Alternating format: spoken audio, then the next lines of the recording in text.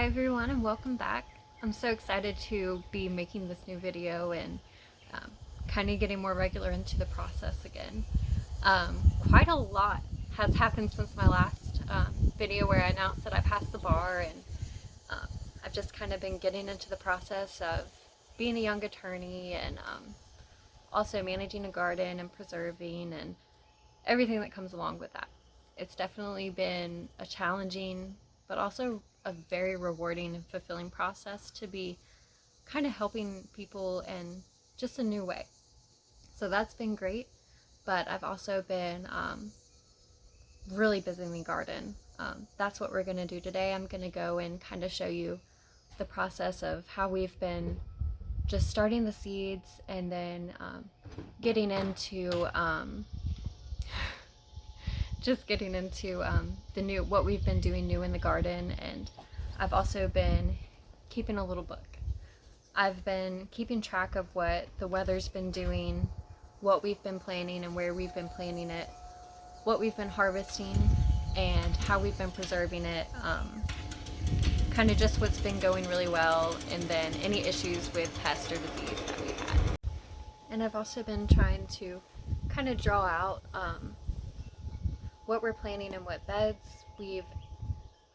One of the new beds that we had started using last year, we ended up clearing it out completely and it's been amazing. And we also had one bed last year that we hadn't really done much with. There was asparagus in there and a ton of other stuff that we don't really eat when we moved in.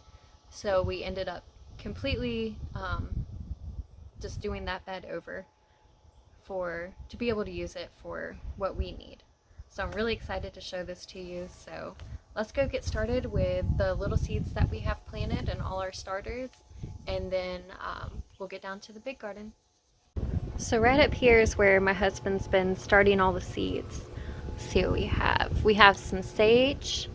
These are some peppers.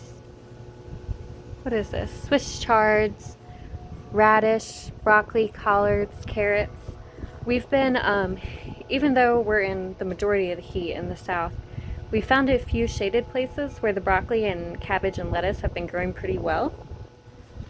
And then we also have some new butternut squash. I think these are collards and cilantro, and then just some flowers over here. So now we're down in the main garden. The lighting's kind of off just because it's full sun right now, but I'm going to kind of walk you through what we're growing in what bed, what's been doing really well for it, what we've been harvesting a lot off of, and then maybe some issues with pests or anything that we've been having. So this is one of our new beds. We had part of it done last year, but we had to rip out some bushes and everything that the previous owner had left behind. So in the front, well, in the very front, we have some potatoes growing, and then we have a lot of squash and zucchini. Here's one of the zucchini. But these have been producing really, really well.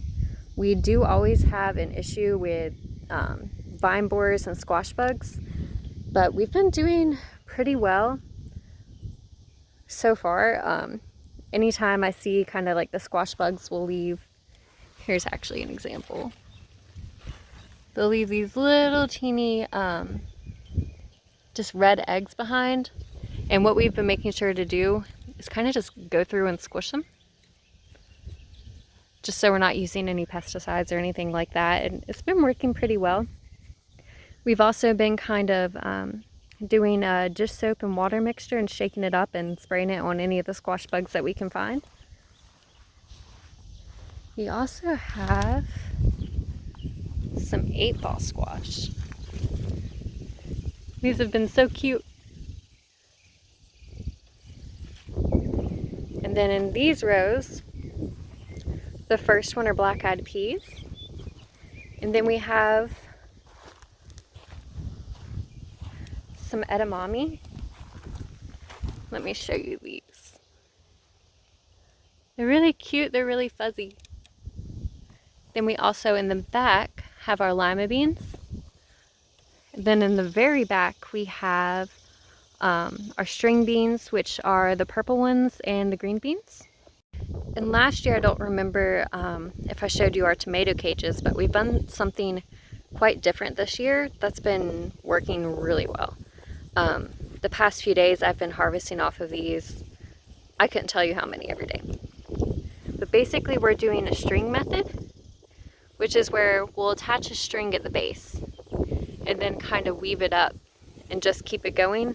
We've been keeping a lot of the leaves trimmed, and let me see if I can show you. But we've just been having big bunches, just keeping the leaves trimmed and keeping them up like this, and you know, making sure any of the little suckers, and here's a teeny one, just keeping these trimmed off. The tomatoes have been doing great. We have had a little bit of issues just with kind of the leaves curling up, but we've had what's felt like 100 plus temperature for forever. It's finally starting to get cooled down, and we had our first rain shower last week. So then back here, we just recently planted these, and we're about to plant some more as well. But this is all of our peanuts. We've never grown these before, so I'm super excited. Then we have our okra. We're growing purple okra and just the normal green okra. Let me see if I can find one for you. There's one down in there. And that's our little milk carton. We used it to mix up some fish emulsion. Then in here we have 3 different types of corn. We have gem corn, we have white corn, and then we have sweet corn. And in the bottom, we're growing sweet potatoes, if you can see them. They've been doing really well down there too. Then this is our new bed that we just ended up kind of pulling out all the asparagus from, and we're gonna use it to grow pumpkins up and down the middle, and we're also starting, I think there's our little butternut squash, and at the very end is our spaghetti squash. I've never actually tried these or grown them before, so I'm really excited because I know a lot of people will grow them, and they'll keep really well during the winter. So I'm excited to show you this process. And this over here, we have our broccoli growing. It's kind of been eaten up, but we're kind of using it as a sacrifice. It keeps all the bugs on it and keeps them away from some of the other plants, but we are getting some heads on them. Let's see if we can find it. There's a little one. Then we also have some lettuce growing, and I just found this little pepper plant. This was our pepper bled last year, and we've had quite a few volunteers out of it already, so I'm really excited. Then in the middle we have our cucumbers. I've been trying to really keep these trimmed up to see if it'll make a difference in production. Then we have some various peppers in the middle, and then carrots on the side. These have been doing pretty well. And I also got some new Hall seeds. I think they're Oxheart carrots.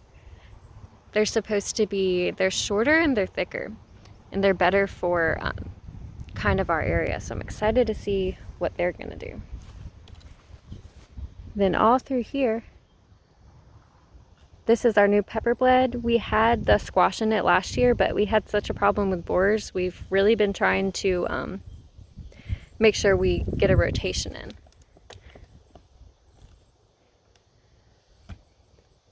Then these are our Mad Hatter peppers. We have some cayennes and jalapenos. Our jalapenos are huge this year. Then we also have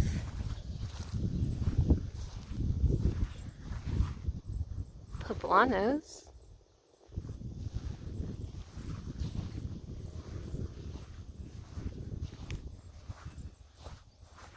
Then we have more poblanos. We kind of just have a ton of different peppers mixed in here.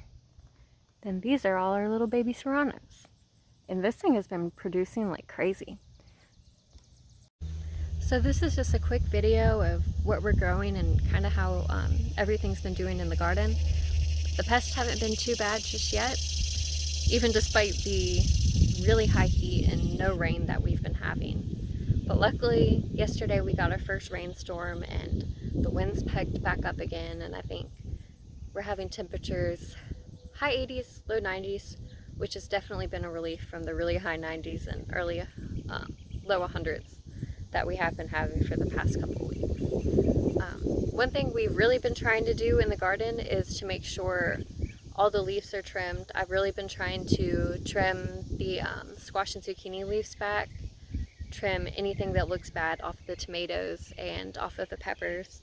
I also spent a good amount of time this morning just making sure all the pepper plants were tied up. We have some stakes that we keep in the middle of them, just because some of the branches will kind of grow out and fall over and break, and I wanted to make sure we have those protected. I've also been trimming a lot off of the tomato plants just around the bottom because we have usually we have a lot of rain and we always have high humidity, so it just keeps the lower branches from getting that disease. But other than that, it's been pretty great. I loved being able to film this video again. I think next I have a couple of canning recipes I want to try. I also think I might get some peaches from our farmer's market because our peaches aren't doing that well. So I'd rather at least make sure that we have some and that it's not from the store, it's from a local orchard that grows some. We do have an apple tree that's been pretty established, but we've had a couple of issues with it this year. I'm probably gonna film a video just on that solely. And then we've also added another peach tree, or not another peach tree, but another apple tree, and we finally got a pear tree, so I'll go show you those now. Okay, so here's our baby apple tree. I just got this from Pike's Nurseries a couple of months ago. We also have some 2 volunteer peach trees that came up from underneath our peach tree, but I'll show you. I don't think we're going to be able to get anything off of the peach trees, but they're just so pretty. And then this is our pear tree that we just got. I love it. I'm so excited. Hopefully we'll be able to get some production off of them next year.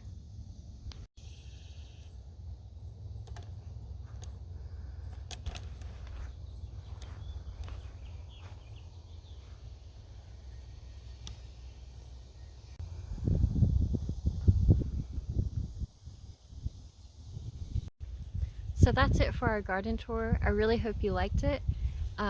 Next, I think I'm going to be doing kind of more like a pantry tour, some of the new things that I've made, some of the things that we've really enjoyed.